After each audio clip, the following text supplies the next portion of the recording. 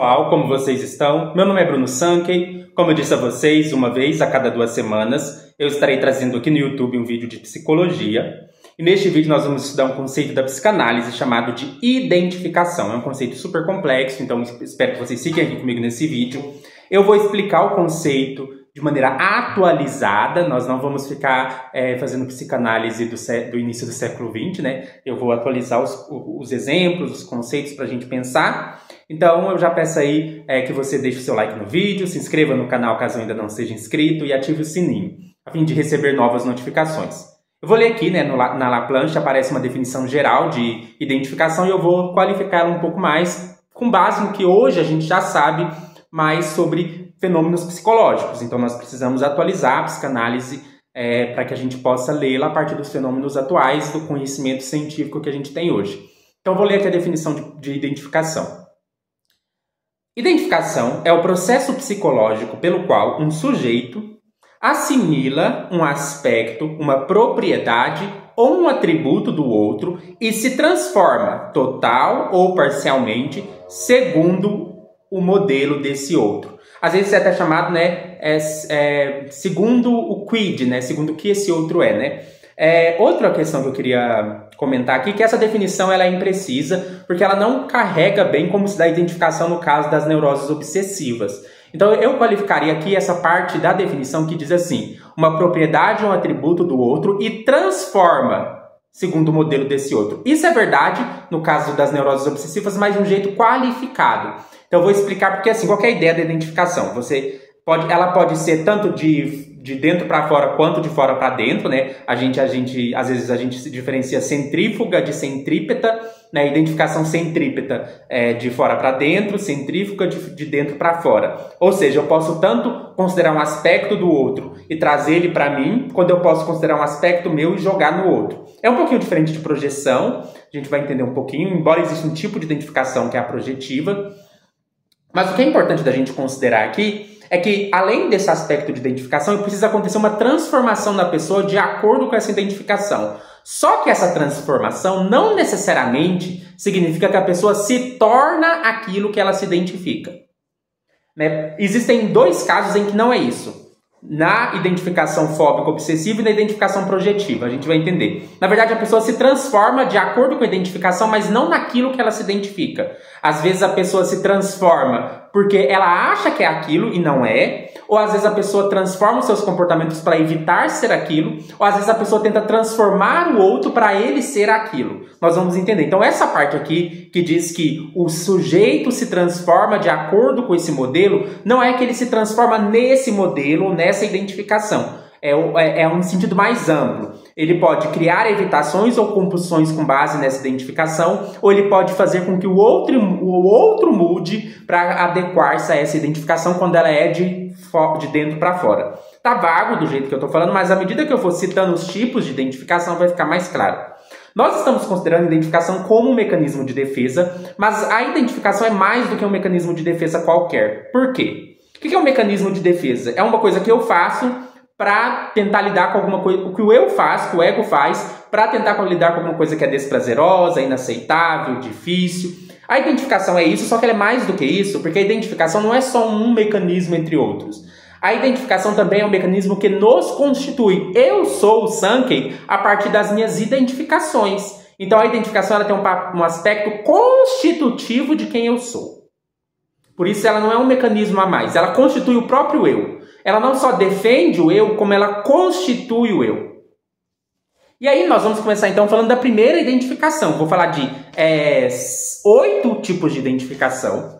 A identificação primária, a identificação com o agressor, a identificação projetiva, a identificação fóbico-obsessiva, a identificação edípica, a identificação de massas, a identificação histérica e a identificação melancólica. Então, qualquer coisa, pausa o vídeo, anota o nome de cada uma para que a gente possa estudar cada uma aqui. O que é a identificação primária? Eu vou ler aqui a definição. Modo primitivo de constituição do sujeito segundo o modelo do outro. É a primeira identificação cronologicamente e serve de base para as outras. O eu, ele é constituído a partir de uma primeira identificação com o outro. Então existe algum momento que o bebezinho vai se identificar. Vai ser a primeira vez que ele vai se identificar com o outro. Quando essa identificação acontecer, nós temos a primeira identificação. Sempre na psicanálise, precisa acontecer um evento originário para que outros eventos aconteçam. Então, por exemplo, para que haja recalques, precisa haver um recalque primário. Para que haja identificações ao longo da vida, precisa ter havido uma primeira identificação que deixou uma marca no nosso inconsciente. Então, existe uma primeira identificação. Essa identificação constitui quem eu sou. Também ela é chamada de identificação narcisística. Porque qual que é a ideia? Porque é o eu se identificando com algo que vai constituir ele mesmo. Então é como se ele estivesse se olhando no espelho. E aí a gente precisa lembrar que aquilo que a gente é um efeito do outro. Esse outro é a linguagem, esse outro é a cultura, esse outro é os significados que já estão colocados. Por exemplo, quando eu nasço, já disseram para mim, é um menino. Então isso vai constituindo quem eu sou. Eu sou um menino. Eu me identifico com a figura da minha mãe, com o sorriso dela. Minha mãe ri, eu rio de volta, eu dou um sorriso de volta. Então essa primeira identificação é a identificação primária. Então não necessariamente precisa ser pensado como identificação com a mãe, pode ser o outro, aqui é bem amplo, pode ser a cultura, a sociedade, o conjunto de significados.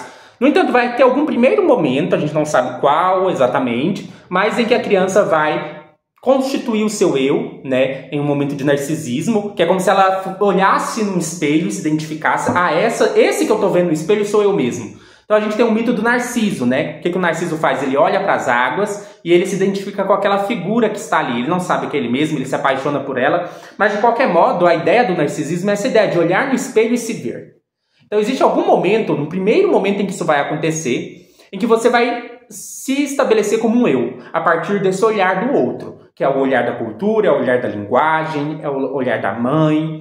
Essa, então, é uma identificação primária. Essa identificação primária ela é uma incorporação. Você absorve. É como se você absorvesse aquilo, né? Então, você absorve essa ideia de que você é um menino. Você absorve essa ideia de que você é objeto de amor da mãe. Você absorve várias coisas, né? Então, a identificação primária é uma incorporação. O segundo tipo de identificação, ele foi identificado pela Anna Freud, né, que é filha do Freud, que é a identificação com o agressor. Eu vou ler aqui para vocês.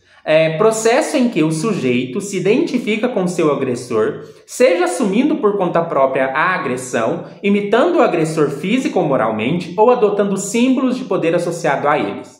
Nós temos uma coisa que às vezes é chamada de síndrome de Estocolmo.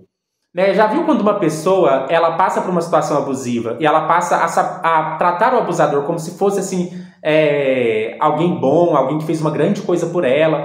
Acho que quem já passou por situações abusivas ou conhece pessoas que passam por situações abusivas já viram um pouquinho disso acontecer, né? Não precisa ser uma paixão romântica, mas a pessoa ela fica encantada pelo abusador. E às vezes isso pode acontecer em vários sentidos, né? A pessoa se identifica com a figura do abusador. Então vamos dar um exemplo aqui. Às vezes uma criança que sofre bullying na escola, ele pode começar a praticar bullying com seus colegas. Então ele se identifica com o agressor. O agressor faz bullying comigo, eu começo a fazer bullying com os outros. Para eu assumir esse lugar do agressor. Por quê? Porque é uma forma de se defender. Não é uma coisa ruim, é uma forma de se defender. Então, sei lá, eu venho sofrendo bullying, as pessoas ficam fazendo chacota de mim. O que eu começo a fazer? Inconscientemente eu passo a ser uma pessoa que também faz chacota dos outros, para eu ocupar um lugar que não é o lugar da vítima, não é o lugar da pessoa que está sofrendo. Eu passo a tentar ocupar o lugar do agressor. Então, às vezes acontece muito, né, de pessoas que passaram por abusos, também passarem a cometer abusos. Então, sei lá, uma criança, um adolescente que foi abusado sexualmente, depois passa a abusar de um primo ou de alguma coisa assim, porque acontece essa identificação com o agressor, que não é julgamento moral, não tem nada de moral nisso, isso é muito ruim. Na verdade, a criança nem sabe o que ela está fazendo. Ou seja, pode ser assumindo por conta própria a agressão, imitando o agressor físico ou moralmente, adotando símbolos ligados a esse agressor. Então, sei lá, se eu passei por um relacionamento abusivo, eu passo a ter o mesmo corte de cabelo que meu namorado abusivo tinha. Isso também pode acontecer da pessoa se identificar com a própria agressão, ou seja, a pessoa acha que ela mesma foi culpada por aquela agressão. Então, é muito comum que pessoas que passaram por situações de abuso, elas sentem a culpa como se fossem elas que praticaram o abuso. Então, sei lá, a pessoa foi vítima de um abuso sexual, ela passa a se sentir culpada, como se ela tivesse sido o abusador. Então isso é bastante comum, a pessoa ela começa a sentir culpa, que na verdade é como se ela fosse o abusador, mas ela não é o abusador, ela é a vítima. Só que ela sente culpa como se ela fosse o abusador, né? O que é bastante triste.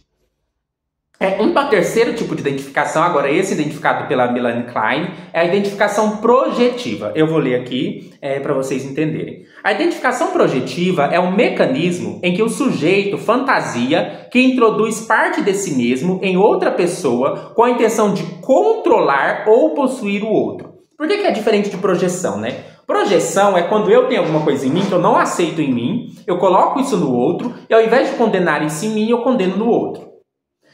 Só que na identificação projetiva é mais do que isso. Eu acho que o outro sou eu. E eu tento usar isso para controlar o outro. Então, é um tipo de identificação que você tenta controlar o outro para ele ser o que você é. Porque você na verdade, coloca o que você é nele, mas para controlá-lo, para manipulá-lo. Quando a Melanie Klein desenvolveu esse conceito, ela estava pensando em coisas que as crianças fazem com as mães. Mas isso acontecia porque a Melanie Klein tinha um viés de ver a criança como muito agressiva. Então é como se a criança estivesse o tempo todo tentando controlar a mãe, manipular a mãe. Hoje isso não faz tanto sentido, é claro que toda criança tem uma agressividade. Mas hoje, se a gente fosse pensar em identificação projetiva, a gente poderia pensar em exemplos mais contemporâneos. E um exemplo que eu acho que se encaixa bem na identificação projetiva hoje é o fenômeno do gaslighting. O que é o gaslighting, né? Vamos supor, eu namoro alguém, só que eu sou super abusivo. Só que aí, o que eu faço? Eu faço o meu namorado achar que ele que é o abusivo e se sentir culpado. Então, sei lá, eu chego em casa e aí meu namorado, vamos supor que eu acho que meu namorado tem que cozinhar pra mim. Eu sou namorado abusivo, eu acho que ele tem que cozinhar pra mim. Eu não permito meu namorado trabalhar, porque eu não quero que ele tenha independência financeira. Eu quero que ele não saia da minha casa, eu não quero que ele encontre outras pessoas, eu sou ciumento. Então eu prefiro trabalhar, pagar as contas da minha casa e meu namorado depender de mim. Aí meu namorado tá lá, e aí eu chego em casa e eu vejo que ele não acabou de fazer a comida. Ah, não. Cadê a minha comida, homem? Eu chego do trabalho cansado, sua função é ficar aqui em casa, limpando a casa, fazendo comida pra mim. Cadê minha comida? E aí eu brigo com meu namorado. E aí meu namorado, eu xingo ele, diminuo ele. E aí eu chego e falo, olha, sabe por que eu tô agindo assim? Culpa sua. Porque você não faz comida pra mim, você não cuida de mim, você não se importa comigo. E aí eu crio toda uma narrativa que é como se meu namorado que fosse o abusivo da relação. Ah, você não se importa comigo, você não fez minha comida, você não tá nem aí comigo, você não se importa com os meus sentimentos. E sabe por que eu tô gritando com você? Sabe por que eu tô agredindo você verbalmente ou até fisicamente? É culpa sua, você que me fez agir assim. E aí eu crio toda uma narrativa em que o meu namorado é o abusivo da relação. Eu faço meu namorado se sentir culpado. Eu faço meu namorado se sentir como se ele fosse a pior pessoa do mundo. E aí, se meu namorado tiver, por exemplo, questões de dependência emocional, às vezes ele vai me responder, me perdoa, eu não deveria ter feito isso, não me deixa, eu sou uma pessoa ruim. Ah, não. Então esse é um tipo de identificação manipuladora. É um tipo de identificação em que eu me projeto no outro para manipular o outro, entende? Então, o maior exemplo de identificação projetiva é o fenômeno do gaslighting. Então, eu crio uma fantasia, uma narrativa que, na verdade, é o outro que é o abusivo da relação, é o outro que é o problema. E aí isso pode ser bem complicado, principalmente se outra pessoa tiver uma dependência emocional muito forte e ela aceitar esse lugar ou assumir esse lugar em que ela é colocada. Isso facilita muito a manipulação. Agora tem um quarto tipo de identificação, essa é por minha conta, porque eu tive que fazer ajustes, né, considerando o que a gente tem de estudos hoje sobre obsessões, que é a identificação fóbico-obsessiva. O que é a identificação fóbico-obsessiva? Ela ocorre quando o neurótico obsessivo se identifica com aspectos que contrariam seus desejos e valores genuínos e desenvolve evitações fóbicas visando impedir a realização de atos temidos. Esse é um tipo de identificação diferente, porque, assim como na identificação projetiva, o que muda não é você tentar encaixar naquela identificação. Você, por exemplo, na identificação projetiva, você tenta encaixar o outro naquela identificação. Então, na identificação projetiva, não é como se você transformasse o seu comportamento para ser aquilo que você se identifica. É como se você tentasse manipular o outro, como se o outro fosse aquilo que você está dizendo que ele é. Então, por isso que eu qualifiquei lá na definição. Na definição fala assim que na identificação a gente se transforma naquilo que a gente se identifica. Mas não é exatamente isso, nem sempre é isso. A gente não se transforma naquilo que a gente se identifica. A definição não é essa. A definição é a gente se transforma segundo aquilo que a gente se identifica. Então, por exemplo, na identificação projetiva, não é que a pessoa se transforma naquilo que ela se identifica. Ela tenta manipular o outro segundo aquilo que ela está identificando esse outro. Da mesma maneira, na identificação fóbico-obsessiva, o outro não se transforma naquilo que ele se identifica. Ele tem medo de se transformar nisso e ele muda todos os seus comportamentos porque ele tem medo disso. Porque o que acontece? Nas obsessões, você vai ter uma ideia, ela não representa os desejos reais da pessoa. Ela é uma ideia substitutiva, ela não é o desejo real, ela substitui os fatores inconscientes. Então ela não pode ser o desejo real porque ela é uma ideia substitutiva. E na identificação fóbico-obsessiva, o que vai acontecer? A pessoa vai se identificar com algo que não representa o que ela é e ela vai passar a ter comportamentos fóbicos de evitação para não acontecer dela fazer aquilo que ela se identifica. Então, por exemplo, vamos supor que eu tenho um pensamento obsessivo que diz assim: eu vou abusar de uma criança, eu vou abusar de uma criança. Então eu crio na minha mente a ideia de que eu sou um abusador. Eu me identifico com o abusador. E o que eu passo a fazer? Eu passo a ter fobias, evitações, medos. Então eu tenho medo de sair em festas de criança. Eu tenho medo de sair de casa, porque se eu ver uma criança, e se eu abusar dela? Eu tenho medo de ficar perto de uma criança. Eu passo a evitar essas situações. Todo mundo que tem transtorno obsessivo compulsivo sabe que essas obsessões não representam os seus desejos. Tem muita gente que usa o termo pensamento obsessivo de maneira trivial, ou pensamento intrusivo, que é um sinônimo, de maneira trivial. Tem gente que acha que pensamento intrusivo é quando vem uma ideia na sua cabeça de fazer algo bobo e você faz. Tipo, sei lá, me veio uma ideia de tacar essa garrafa pra cima. Um pensamento intrusivo. Aí eu fui lá, cedi ao pensamento intrusivo e taquei a garrafa pra cima. Isso não é pensamento intrusivo, isso não é pensamento obsessivo. Pensamento obsessivo também não é tentação. Por exemplo, fica vindo na minha cabeça, como eu queria trair minha esposa, como eu queria ficar com outras pessoas, outras mulheres, mas eu não sei se eu fico, eu vi esse desejo, não sei se eu vou, se eu não faço, aí eu fico tentando resistir ao pensamento, aí eu vou lá, acabo cedendo ao pensamento e ficando com outra pessoa. Isso não é pensamento obsessivo. Pensamento obsessivo não é tentação, e pensamento obsessivo não é uma ideia boba que surge na sua cabeça para fazer algo. Pensamento obsessivo é um pensamento de que você vai fazer algo que você não é capaz de fazer.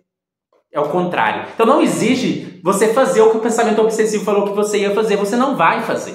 Porque você não é isso.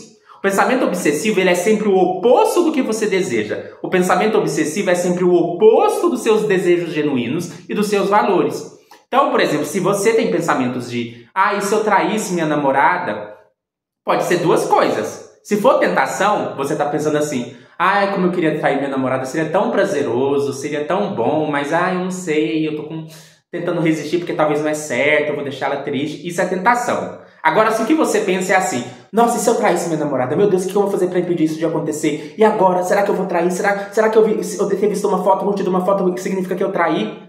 Isso é pensamento obsessivo. Percebe a diferença? Na tentação, você tem uma satisfação ligada ao pensamento. Na tentação, você pensa assim, se eu traísse minha namorada, eu ia sentir prazer nessa traição. Só que eu quero resistir a isso porque eu não quero magoar ela. Então, na tentação, existe uma ideia clara de que se você fizer aquilo vai ser muito prazeroso, mesmo que seja errado. Já nos pensamentos obsessivos, você não quer fazer aquilo de jeito nenhum, você não consegue nem se imaginar fazendo aquilo. É horrível pensar que você vai fazer aquilo. E isso te causa angústia, te causa ansiedade, porque não é algo que você nem sequer deseja fazer, não é algo que te daria satisfação, mas você acha que vai fazer. Fica vindo na sua cabeça que você vai fazer o que você já fez. Percebe a diferença de um pensamento obsessivo de uma tentação? Por que isso acontece? Porque você se identifica com uma coisa que você não é. Você se identifica com a imagem de um adúltero. Você se identifica com a imagem de um abusador de crianças. Você se identifica com a imagem de um agressor. Você se identifica com a imagem de um psicopata.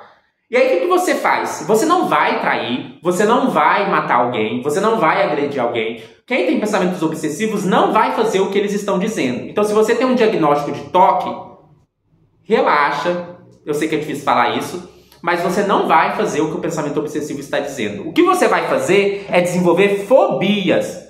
Não tô falando para fazer isso, né? Infelizmente é isso que você faz. Não deveria, né? Se você fizer um tratamento, é bom tentar descobrir como não praticar essas fobias. Mas geralmente isso vai se converter, então, em comportamentos de evitação ou fobias, como a agorafobia. Eu não saio de casa. Não saio de casa porque eu tenho medo de praticar o que um pedófilo faria, o que um abusador faria, o que um assassino faria. Então, qual que é a ideia, né? Nas evitações fóbicas, na identificação fóbico-obsessiva, você desenvolve evitações fóbicas visando impedir a realização dos atos temidos. Então, você esconde as facas da casa, você não vai para a festa onde tem crianças. Esse é um tipo de identificação bem complicado, né? Porque é uma identificação que a pessoa se identificou com algo que ela não é, que não representa o que ela deseja, não representa quem ela é. Depois eu vou falar um pouco de neurose obsessiva em algum vídeo mais adiante para a gente desmistificar essa ideia de que na psicanálise necessariamente a gente tem que pensar pensamento obsessivo como se fosse desejo. Não é, não tem nada a ver. Porque na verdade existe essa ideia na psicanálise de que tem sempre um desejo por trás. Na verdade pode até ser que tem um desejo por trás, mas esse desejo não é o pensamento obsessivo. Por exemplo, talvez a pessoa que tem medo de trair, pensa que vai trair, o desejo dela é de não perder o namorado. O desejo verdadeiro por trás desses pensamentos obsessivos é: eu não quero perder o meu namorado. Só que o que acontece? Existe uma ideia substitutiva que vem assim: para você não perder o seu namorado, você não pode trair ele. Porque se você trair ele, você vai perder. E aí sua mente faz uma associação de que, para eu, então, realizar o desejo de não perder o meu namorado, eu preciso fazer de tudo para evitar que eu traia. E aí surge uma falsa ideia de que você pode trair, quando é algo que você nem sequer deseja. Então, na verdade, existe um desejo por trás dos pensamentos obsessivos? Existe, mas não é o pensamento obsessivo. Porque o pensamento obsessivo é só uma ideia substitutiva. A quinto tipo de identificação é a identificação edípica, né? Eu já fiz um vídeo sobre complexo de Édipo, mas na identificação edípica você se identifica com o oposto daquilo que você escolheu. Então a gente tem a figura, tradicionalmente, a figura do pai, a figura da mãe. Se você se identifica com a figura do pai, então você deseja a mãe. Se você se identifica com a figura da mãe, então você deseja o pai. Claro que depois eu quero que vocês assistam, né, o vídeo sobre o complexo de Édipo para ver que isso é mais complexo. Na verdade, mãe aqui é um símbolo, pai aqui é um símbolo, e o complexo de Édipo a gente tem uma interpretação muito mais metafórica dele, que a gente pode fazer hoje. Eu vou deixar na descrição o link do vídeo sobre o complexo de Édipo, né? Assistam para vocês entenderem, né, uma leitura mais metafórica do complexo de Édipo. O sexto tipo de identificação é a identificação de massas. É quando alguém se identifica com um traço ou com uma pessoa que representa certos ideais. Então, por exemplo, aqui no Brasil a gente tem duas figuras, né, que as pessoas se identificam muito. De um lado, nós temos a figura do Bolsonaro. Muitas pessoas se identificam com o Bolsonaro. Porque o Bolsonaro representa o homem forte, o homem que não brocha, o militar, o homem poderoso, o homem que defende a família, que defende os conservadores, o homem que se batiza no Rio Jordão, o homem que representa os religiosos. Então as pessoas se identificam com aquela figura, a massa se identifica com aquela figura. Do outro lado, né, tem o Lula. Algumas pessoas se identificam com o Lula porque ele é a figura que ajuda os pobres, ele é o pai dos pobres, ele é a pessoa que ajuda os necessitados, que traz picanha para as pessoas, que tira as pessoas da pobreza, que vem do interior do Nordeste, que é uma figura sofrida, de uma história sofrida que foi preso. Nananã. Então o que é isso? Isso são identificações. Em casos mais sérios, né, as identificações de massa podem resultar em fenômenos como fascismo, né? Então você tem a identificação com a figura do Mussolini, ou nazismo, a identificação com a figura do Hitler. E às vezes, né, o Lacan falava isso, né, que pode envolver um traço específico para permitir essa identificação. Então, sei lá, as pessoas identificam-se com o bigode do Hitler, e aí as pessoas fazem um bigode, começam a usar o bigode igual dele, né, usar um corte de cabelo igual ao do presidente, alguma coisa assim. Porque ele representa, né? Pode a identificação ser tanto centrípeta quanto centrípeta e centrífuga, né? Tava esquecendo a palavra, mas centrípeta quando vem de dentro para fora, né? Na verdade, de fora para dentro, então eu posso pegar o bigode do Hitler e tentar fazer o meu bigode igual ao dele, ou de dentro para fora, então eu sou um conservador e eu tento lançar isso na figura do Bolsonaro, que representa os meus valores conservadores. Um sétimo tipo de identificação é a identificação histérica. Na identificação histérica, na histeria, a pessoa se identifica com o desejo do outro. Ela quer se encaixar no que o outro deseja. Então, por exemplo, sei lá, vamos dar um exemplo aqui. Vamos supor que eu tenho um namorado. Na verdade, existe um tipo de pessoa que eu gostaria de namorar. Eu gostaria de namorar uma pessoa que fosse carinhosa, gostaria de namorar uma pessoa que me mandasse emojis, eu gostaria de namorar uma pessoa que compartilhasse rios fofinhos comigo. E aí a pessoa que tem histeria, tem uma amiga que é histérica, que tem histeria, que tem um quadro histérico, histriônico, e o que essa pessoa quer? Ela quer atender o meu desejo. Então ela acaba tentando se identificar com essa imagem do parceiro que eu queria ter, para ela ocupar um pouco desse lugar de desejada. Não é que ela quer namorar comigo, mas é que ela quer que eu desejo ela. Então ela vai ter comportamentos, características que podem representar esse parceiro que eu gostaria de ter. Ou pode ser, na verdade, que eu tive um parceiro, namorei, e aí eu me separei desse parceiro, perdi ele, gostaria de voltar com ele, mas não vai dar certo. E aí minha amiga passa a tentar ser igual ao meu parceiro, para que ela possa ser o meu objeto de desejo. E o oitavo tipo de identificação, o último que eu vou tratar aqui, é a identificação melancólica, que é quando eu me identifico com aquilo que eu perdi. Então, sei lá, quando a pessoa passa por um luto, quando a pessoa passa por um término de relacionamento, e ela passa a se identificar com aquilo que ela perdeu. Às vezes isso pode ser no sentido de que a pessoa se identifica tanto com aquilo que ela perdeu, que é como se ela tivesse perdido a si mesma. Não é como, tipo assim, eu perdi a pessoa que eu amava, é como se eu sinto que eu perdi a mim mesmo. Uma parte de mim se foi, porque eu sinto que é como se o outro fosse eu mesmo. Ou às vezes eu passo a ter comportamentos que era da pessoa que eu perdi. Então, sei lá, eu perdi um parente, um irmão, um tio, uma tia, uma mãe, ou um pai. E aí eu passo a ter comportamentos semelhantes a essa pessoa que eu perdi. Às vezes pode até ser assim, diante de cada situação eu penso assim, nossa, o que o meu irmão faria? O que meu tio que eu perdi faria? Eu vou fazer o que ele faria. Isso é o tipo de identificação melancólica, você se identifica com o seu objeto de perda. Bem, esse foi um vídeo bem longo, né, um pouquinho, mas é um vídeo que eu espero que tenha ajudado vocês, porque são vários tipos de identificação. Espero que tenha ajudado vocês a entender um pouquinho melhor o conceito de identificação na psicanálise. E eu peço a você que deixe o seu like no vídeo, se inscreva no canal caso ainda não seja inscrito, ative o sininho para novas notificações e deixe aí o seu comentário, o que você acha desse vídeo, você se identifica com esse vídeo e até mais. Eu acho que se vocês estão aqui, né, acompanhando o meu canal é porque de alguma forma rola uma identificação com o meu conteúdo, com a minha pessoa e eu fico muito feliz por isso. Até mais.